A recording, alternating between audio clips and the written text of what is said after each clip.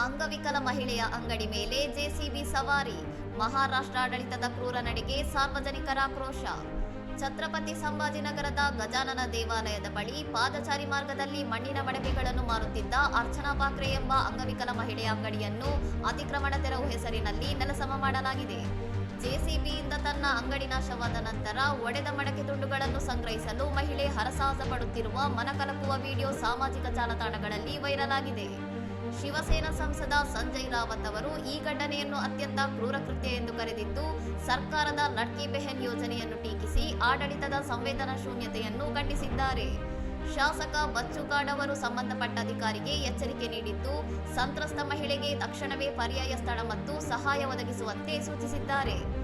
ನಿಯಮಗಳು ಕೇವಲ ಬಡವರಿಗೆ ಮಾತ್ರವೇ ಎಂಬ ಪ್ರಶ್ನಿಸಿರುವ ಸಾರ್ವಜನಿಕರು ಅರ್ಚನಾ ಪಾಕ್ರೆಗೆ ನ್ಯಾಯ ದೊರಕಿಸಿಕೊಡಲು ಸಾಮಾಜಿಕ ಮಾಧ್ಯಮಗಳಲ್ಲಿ ಅಭಿಯಾನವನ್ನು ತೀವ್ರಗೊಳಿಸಿದ್ದಾರೆ. ಇನ್ನಷ್ಟು ಸುದ್ದಿಗಳಿಗಾಗಿ ನೋಡ್ತಾ ಇರಿ ಸೌರಂ ಟಿವಿ.